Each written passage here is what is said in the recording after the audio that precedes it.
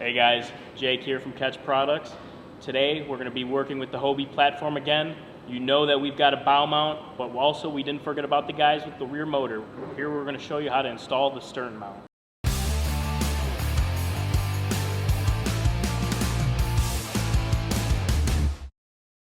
So the nice part about our stern mount is there's no extra holes needed. You're going to be using the pre-existing holes and the H-rail out back here to mount this bracket. It is made of full aluminum, so it is going to roughly come out around 6.4 pounds once it's fully installed. You're going to be able to mount the Newport Vessel and the Torqeedo, whichever option you go with, you can mount, and then you'll also be able to mount a power pole all in line. So this is the main piece that we got.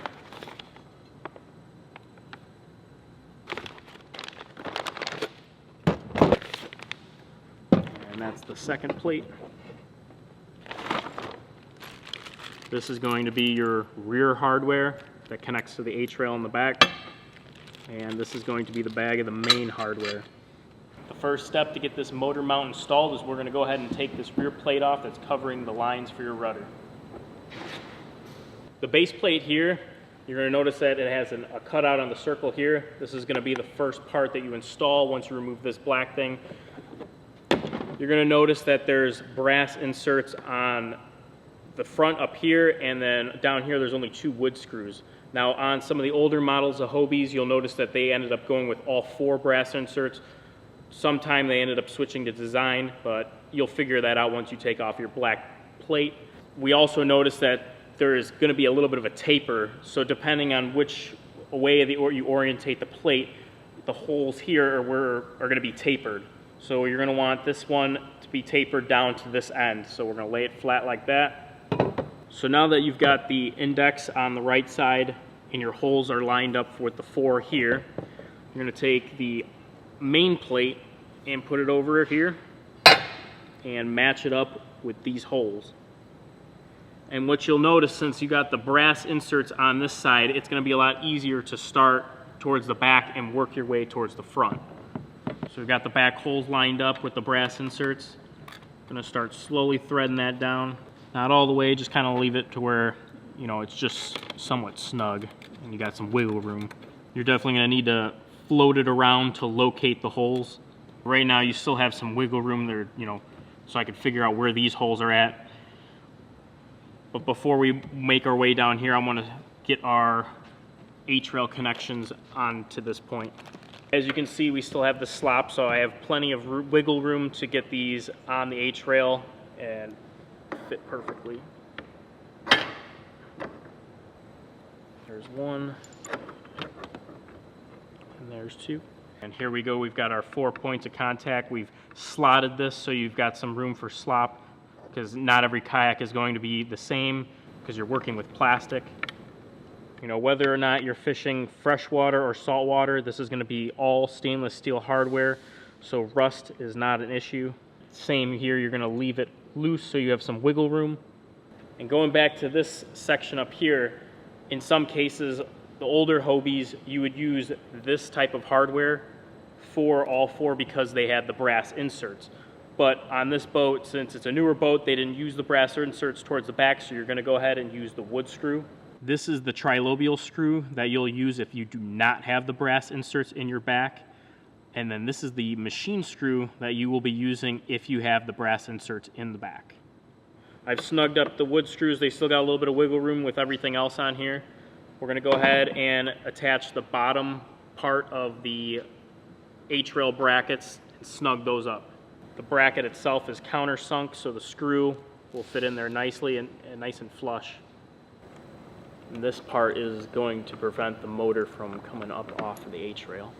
So out of your standard Allen key set, you're going to need a 1/8 Allen to tighten everything up. So we'll start by cinching up the bottom here. Then you'll cinch up top here towards the back. You've got the 4 bottom bolts cinched up to the H-rail. We've also got the 4 up top cinched. So now we're going to go back up to the brass inserts here and tighten up everything. So we'll start with the very back. You could go in a crisscross pattern if you would like. You don't have to. So we'll go over to the wood screw, tighten that up if I can hit it.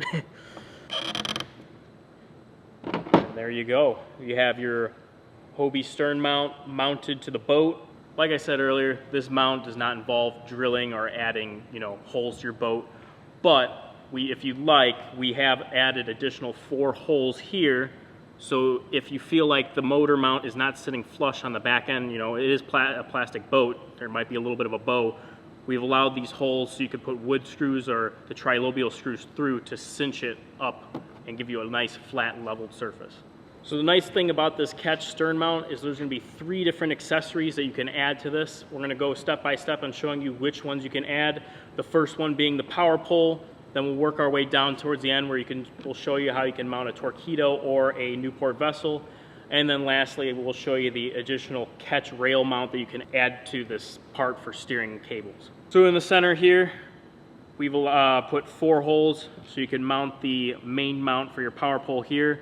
And we've also allowed you a hole in the center here so that your power pole can go straight through the back between the H rail and the boat itself.